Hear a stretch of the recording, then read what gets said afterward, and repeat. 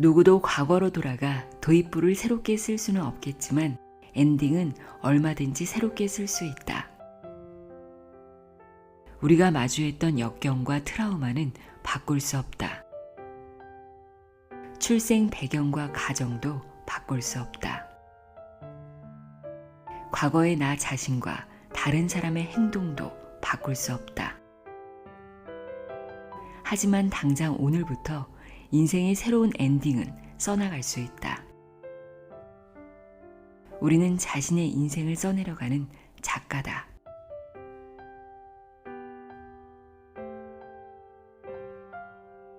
안녕하세요. 나의 소리책갈피 소리내어 읽다입니다.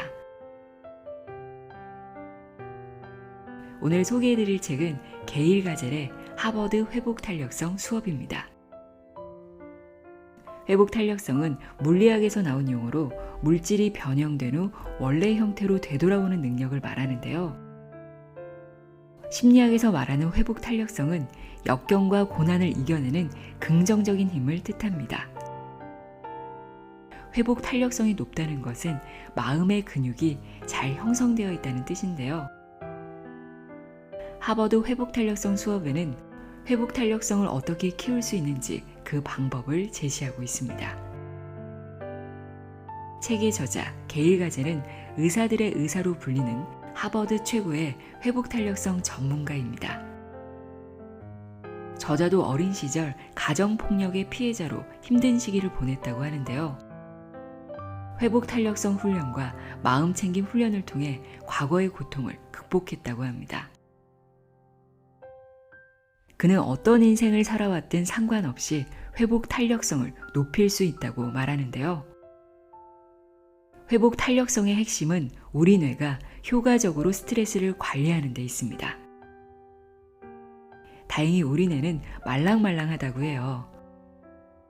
성인이 되면 뇌가 굳었다는 표현을 쓰기도 하죠. 실상은 그렇지 않다고 합니다. 적절한 훈련을 하면 부정적인 뇌도 건강하고 긍정적인 성향으로 바뀔 수 있다고 하는데요.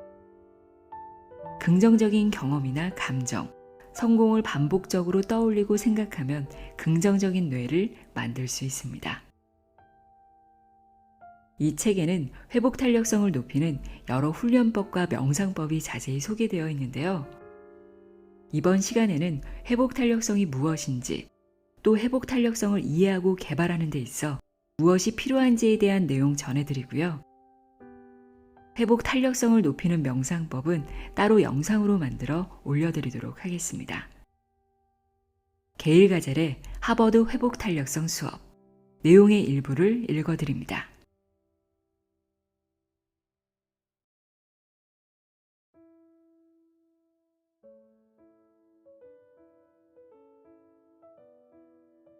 회복 탄력성이라는 말을 들으면 어떤 이미지가 떠오르는가?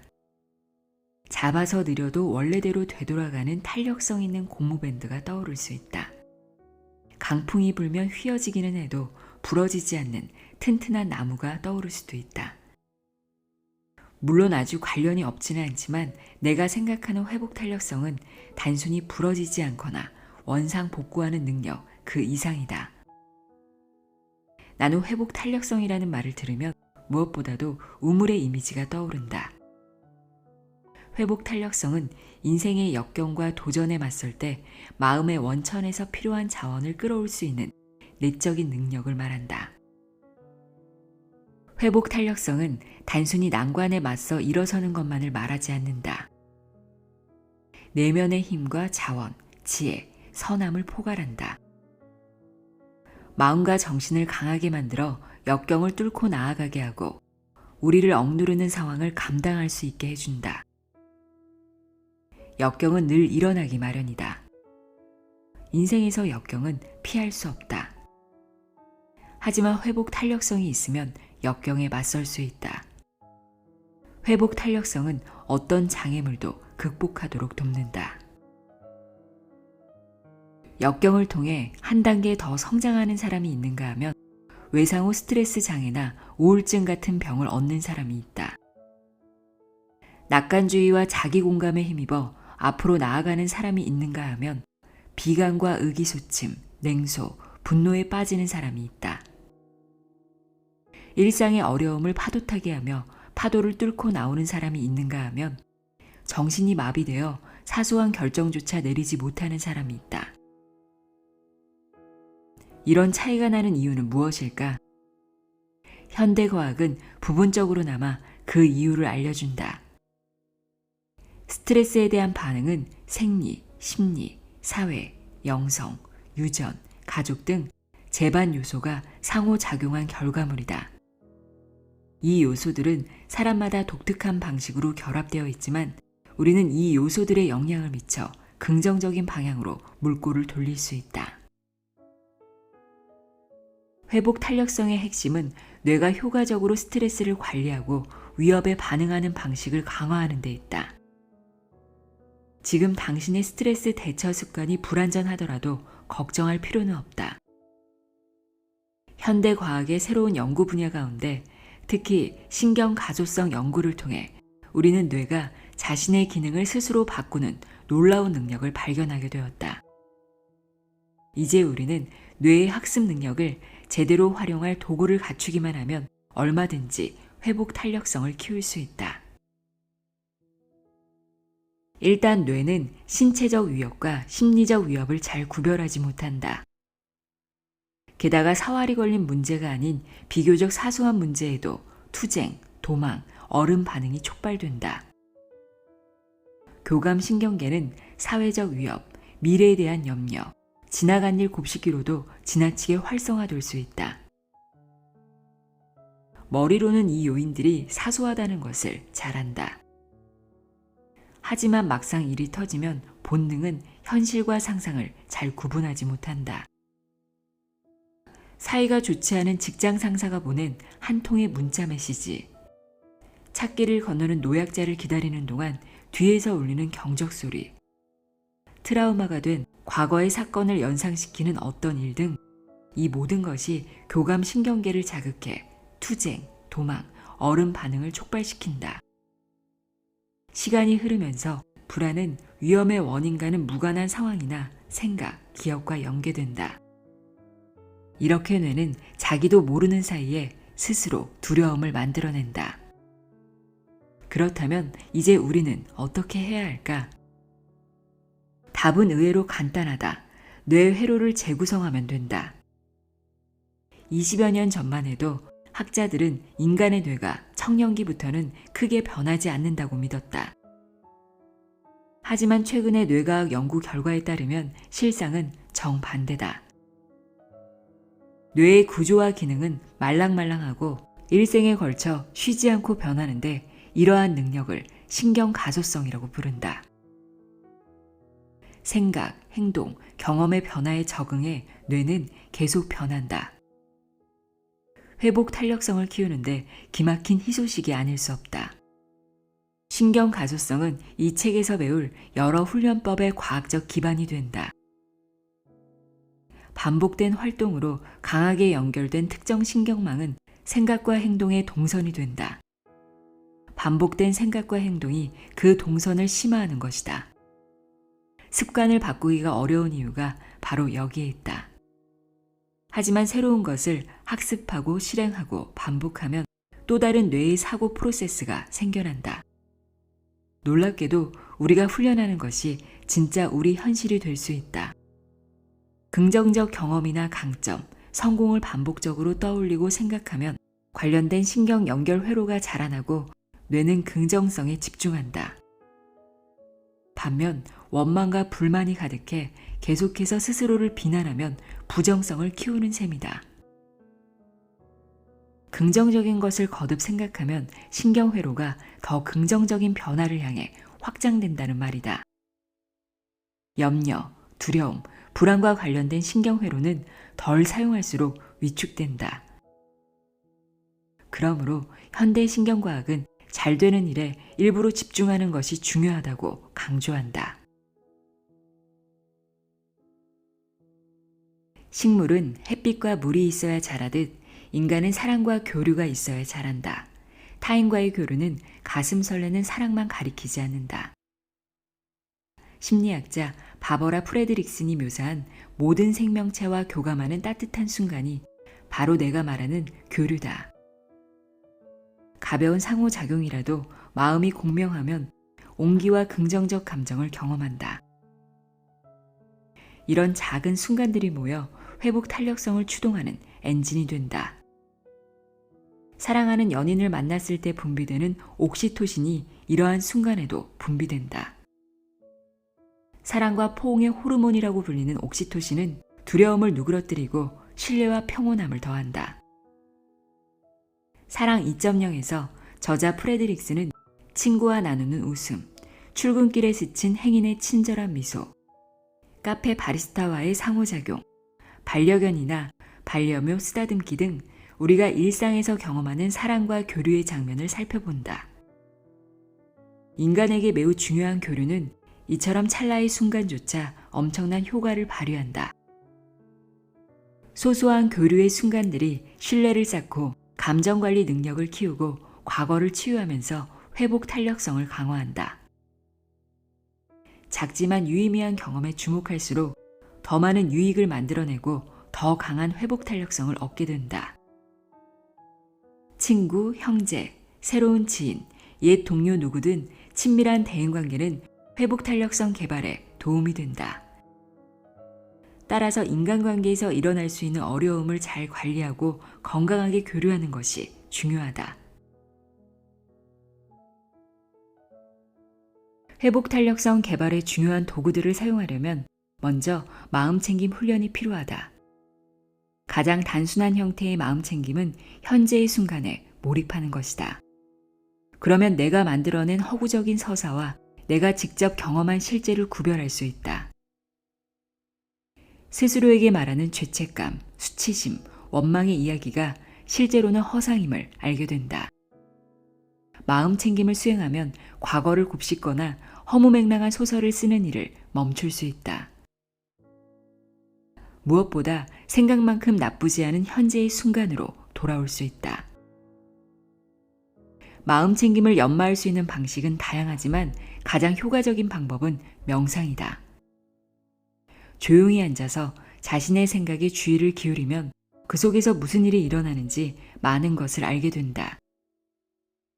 연구 결과 매일 인간의 뇌는 무려 2만 개에 달하는 생각을 생산해낸다고 한다.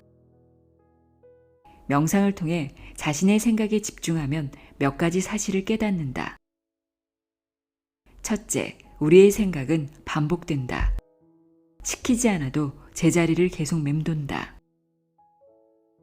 둘째, 대부분의 생각이 부정적이다. 저건 싫어. 난 너무 뚱뚱해. 오늘 하루도 끔찍할 거야. 마치 주변의 상황과 사람을 끊임없이 생중계하는 해설자가 머릿속에 들어앉아 있는 것만 같다. 끊임없이 파도치는 생각의 밀물과 썰물은 진짜 눈앞에서 펼쳐지는 현실을 보지 못하게 한다.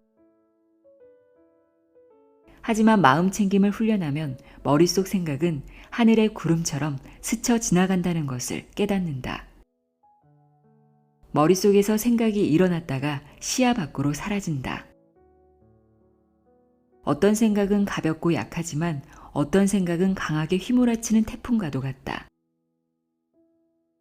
문제는 생각에 지나치게 매몰되는 바람에 현실을 그대로 보지 못하고 생각이 경험을 규정하도록 내버려 둔다는 것이다. 실제로 일이 진행되는 것을 보면 머릿속 해설자가 틀릴 때가 많다.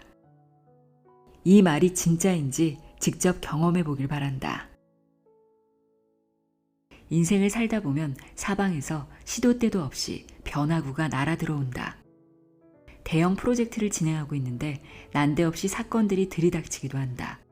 갑자기 연로한 부모님을 돌봐야 한다거나 아이가 학교에서 문제를 일으킬 수도 있다. 직장에서 동료가 그만두는 바람에 결혼이 발생하기도 하고 코로나19 같은 감염병 때문에 비상사태가 일어날 수도 있다. 이런 상황에서 어떻게 끈기를 가지고 가던 길을 계속 갈 수 있을까? 끈기는 현실을 외면하는 것이 아니다. 오히려 그 반대다. 어떤 난관이라도 극복하려면 먼저 난관이 존재한다는 사실을 받아들여야 한다. 누구나 인생의 궤도에서 이탈할 때가 있고 인생은 원래 그렇다는 사실을 상기하면 위로가 된다. 현실을 있는 그대로 수용하기만 해도 그 자체로 생산적인 한 걸음이 된다. 우리는 어떤 것에 저항하거나 격분하는데 많은 에너지를 소모한다. 그것이 성격이나 감정 같은 내적인 것이든 육체적 고통이나 엇나간 타이밍이나 힘겨운 상황 같은 외적인 요인이든 말이다. 머릿속에서 무수한 대화를 나누며 상황에 매몰되고 상심한다. 상황을 받아들이기 전까지는 쳇바퀴에서 계속 맴돌기 때문에 끈기를 가지고 나아갈 수 없다. 이 원리는 수용 전념 치료에서 강조하는 바다.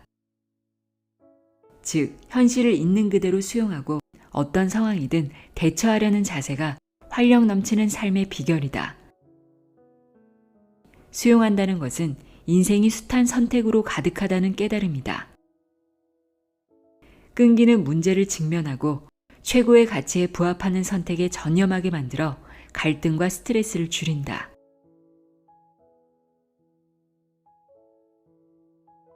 인간은 부정 편향이라는 것으로 고통을 받는다. 부정적 생각과 경험은 우리의 정신에 쉽게 들러붙고 긍정적 생각과 경험은 쉽게 미끄러진다. 인간의 정신은 부정적인 것에 치우쳐 있다. 신경과학 연구는 인간의 뇌가 긍정적인 사건보다 부정적인 사건에 더 예민하게 반응한다는 사실을 입증했다. 현대인에게 부정 편향은 어떤 양상으로 나타날까? 안타깝게도 스트레스 반응과 비슷하게 부정 편향도 쓸데없이 고도의 경계태세를 취하게 한다. 우리는 망신을 곱씹고 실수에 집착하고 잘 되는 것보다 안 되는 것에 촉각을 곤두세운다. 부정 편향은 인간관계에서도 칭찬보다 비난에 주목하게 하고 좋은 소식보다 나쁜 소식을 선호하게 만든다.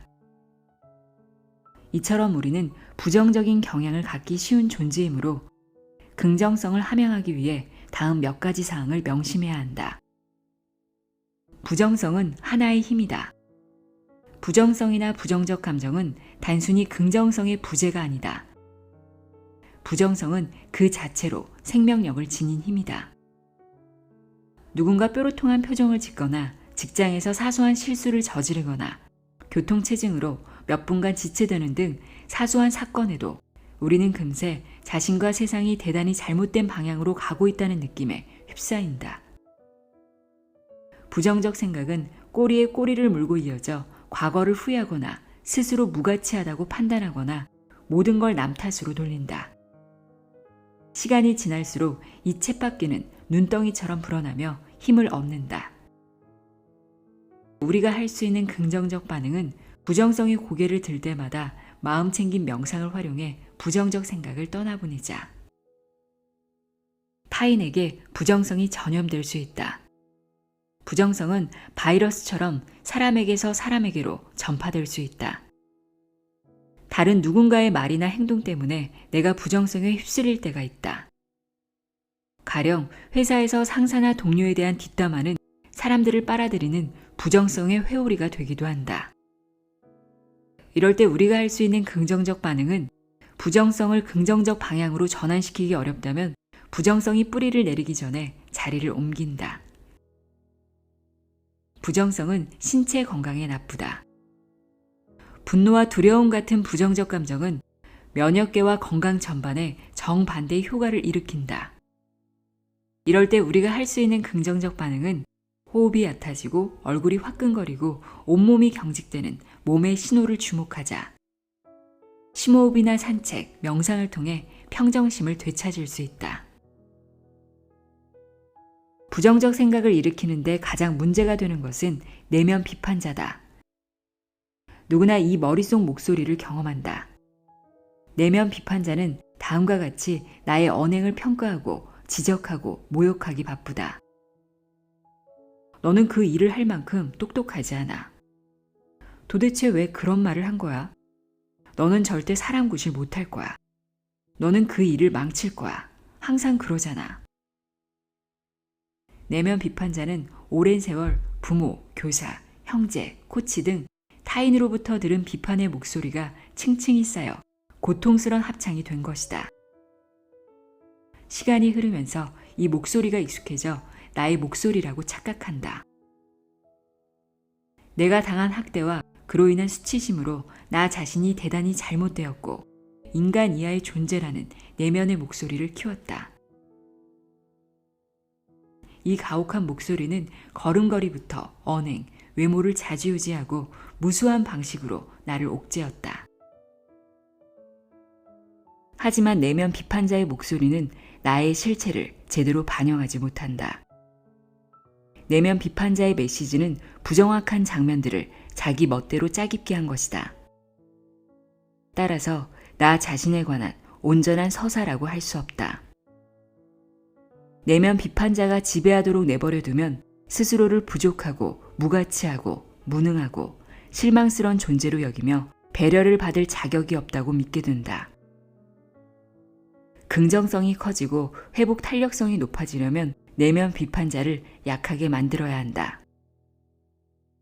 내면 비판자의 실체는 거짓임을 간파해야 그의 지배에서 벗어나 자유를 얻는다. 그런 의미에서 마음 챙김이 큰 도움이 될 수 있다.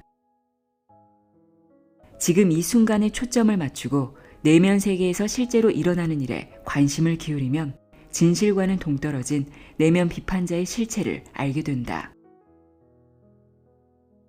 물론 우리는 완전한 존재는 아니지만 내면 비판자가 비난하는 것보다는 덜 불완전한 존재라는 사실을 점차 또렷하게 볼 수 있다.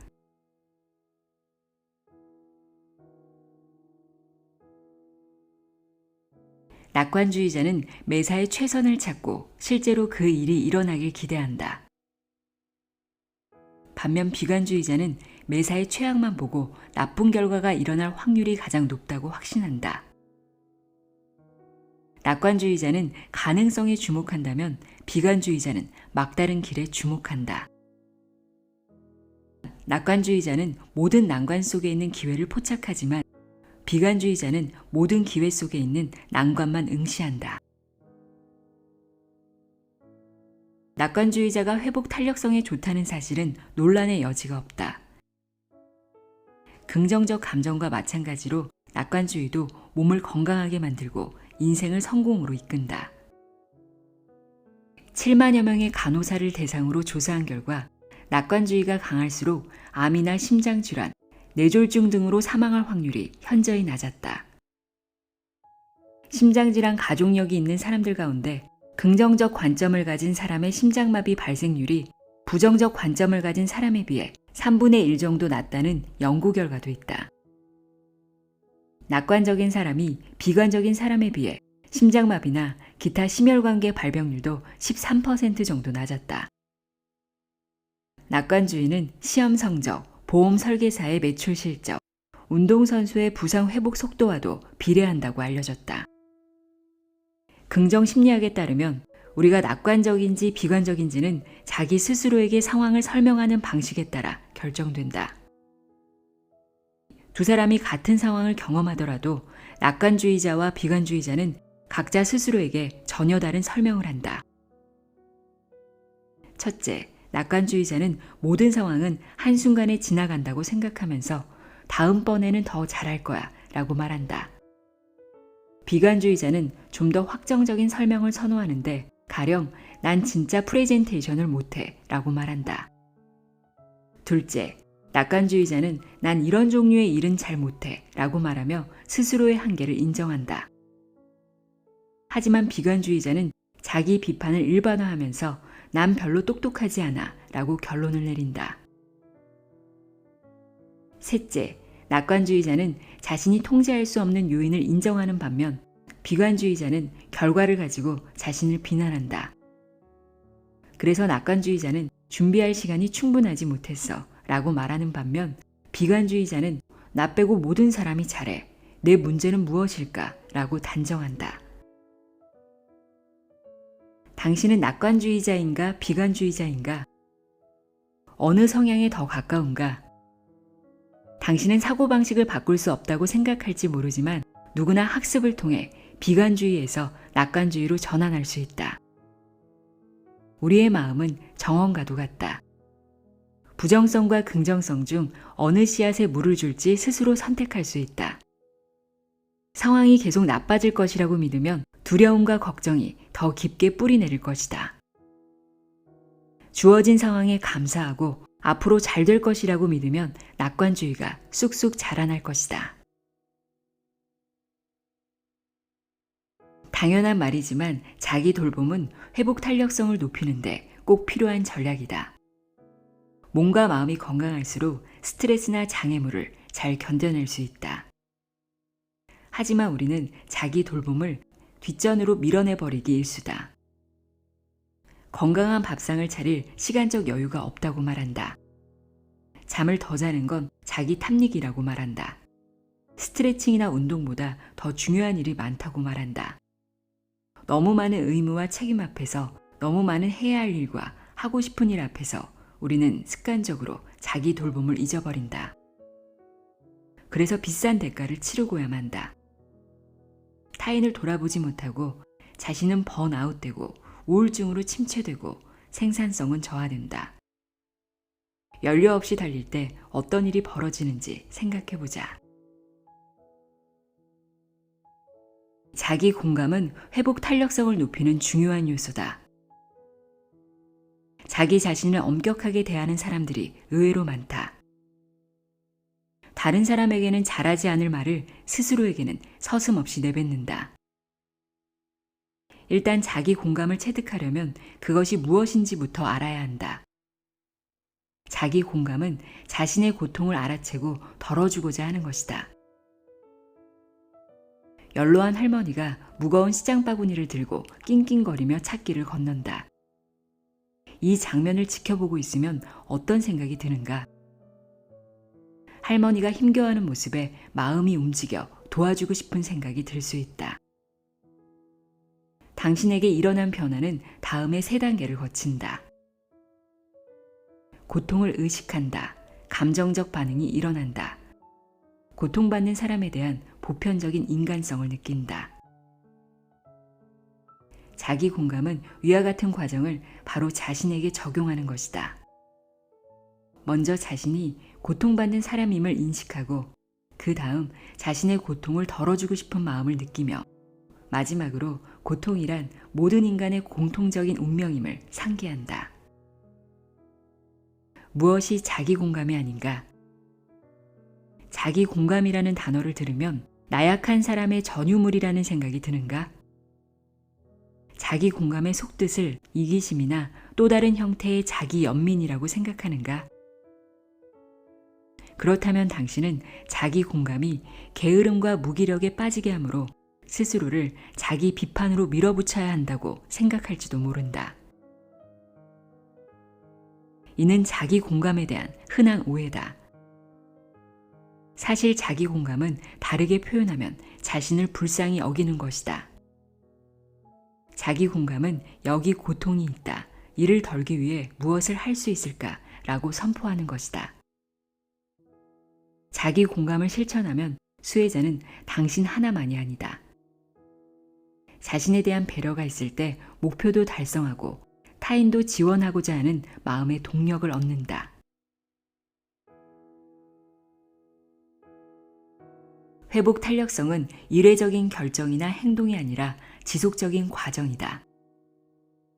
회복 탄력성은 평생에 걸쳐 무수한 선택으로 쌓아 올리는 것이다. 삶의 여정에는 수많은 선택 지점이 있고 선택 하나하나가 회복 탄력성의 보탬이 된다. 혹시 그렇지 않았더라도 괜찮다. 앞으로 더 많은 선택이 우리를 기다리고 있을 테니까. 여기서 피해야 할 2가지 함정을 다시 한번 정리한다. 다른 사람과 자신을 비교하는 것. 우리는 앞으로 나아가고 있지만 그렇다고 인생은 단선적인 흐름이 아니다. 삶의 목적에 충실할 때도 있겠지만 그렇지 않을 때도 있다. 인생은 원래 그렇다. 회복 탄력성을 추구하는 여정에서 굴곡을 마주치기도 하고 돌아가기도 하고 뒷걸음치기도 한다. 다른 사람과 자신을 비교하느라 정신 에너지를 소모하는 일이 전혀 없을 수는 없다. 하지만 비교는 행복의 도둑이다 라는 속담을 명심하길 바란다. 남들과 비교하는 것은 불행으로 가는 지름길이다. 회복 탄력성은 얼마나 비교를 자제하느냐에 달려있다. 자기 돌봄을 뒷전으로 미루는 것. 당신은 날마다 회복 탄력성을 높이는 데 투자할 수 있다. 하지만 누구나 자기 돌봄을 뒷전으로 미루라는 압박을 느낀다. 평소 꾸준히 회복 탄력성을 재충전해 두지 않으면 막상 필요할 때 결핍을 느끼게 된다. 아무리 분주해도 하루도 빠짐없이 자기 돌봄을 위한 시간을 가져야 한다. 틈틈이 가지는 소소한 순간도 좋다. 당신의 안녕에 투자하라. 자기 돌봄을 우선순위에 두는 것이 이기적으로 느껴지는가? 자신을 돌보지 않으면 다른 누구도 돌볼 수 없다.